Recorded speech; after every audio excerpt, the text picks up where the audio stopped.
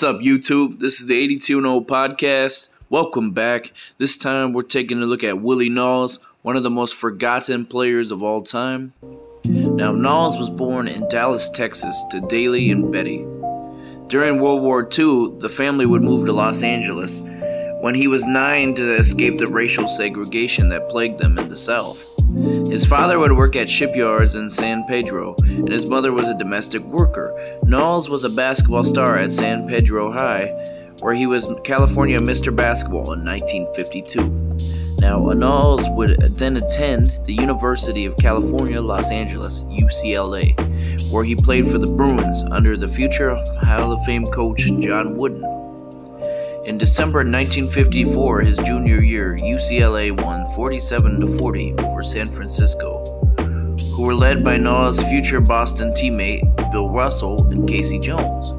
Naulls outplayed Russell and the Dons' lone defeat of the season en route to their first of 2 consecutive national championships.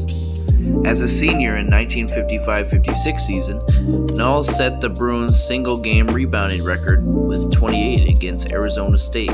He finished the season with 582 field goal attempts, which is a record. Now, he would eventually be the consensus All-American second team. In his 3 seasons at UCLA, Naulls averaged 15.5 points and 11.4 rebounds per game. At the time his career ended, he was the Bruins' career leader in both points and rebounds. He was inducted to the UCLA Athletics Hall of Fame in 1986. So when he declared for the draft in the 1956 draft, he would be the 9th overall pick.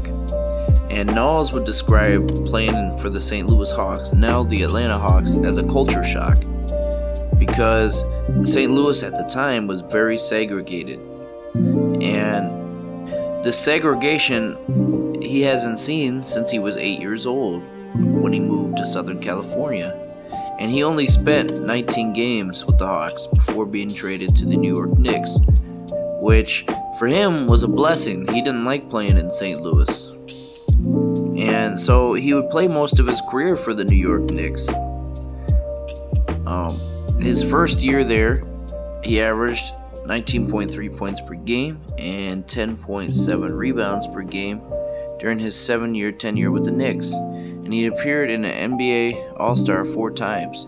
The Knicks named him their captain in 1960, making him the first African-American athlete to hold the position for any pro team in major sport. So not only is he a great player, he was achieving racial barriers. And like I said, his first full season in 1958 with the Knicks, he was an all-star. He puts up 18.1 points per game, 11.8 rebounds per game. His free throw shooting was very efficient. His shooting was efficient for the time. You got to understand that players during this time, he was shooting like 42%, which is pretty efficient for back then. So 57-58 season, the Knicks don't actually make the playoffs. And his Knicks teams weren't very good. He would make the All-Star team again in 1960, despite going 27-48. They missed the playoffs. And in 61, they missed the playoffs.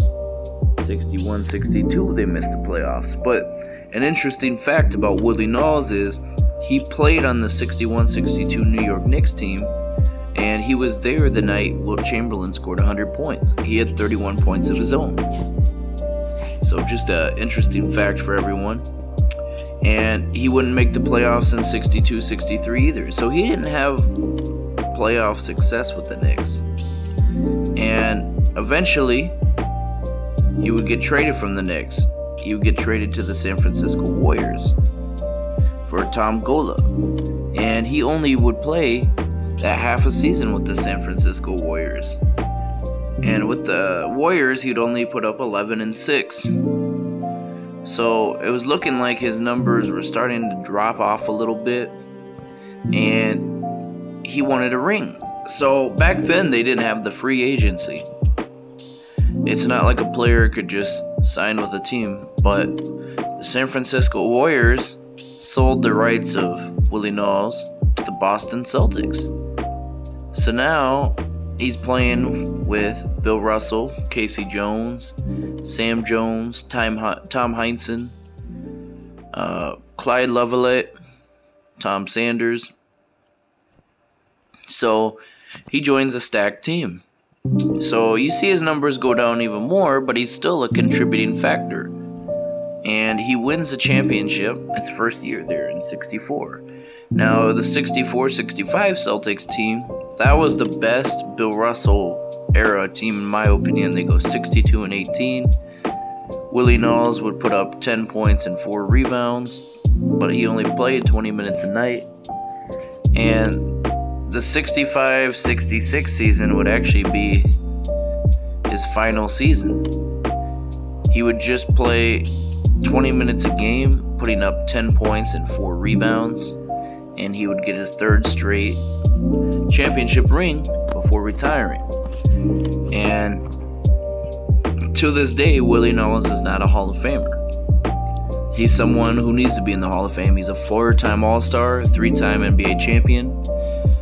He has career averages of 15.8 points per game, 9.1 rebounds per game, and at his prime in the 61 season, he was putting up 23 points per game, 13 rebounds per game. In 61-62, he put up 25 and 11. I compare him to like the more modern comparison would be like a Sean Marion. He had the nickname the Whale because he was a pretty stocky dude, and he was 6'6", 225 when he came in. Good at getting rebounds, efficient enough shooter. So he's one of the most underrated players of all time. So let me know what you guys think down below. Thanks for watching.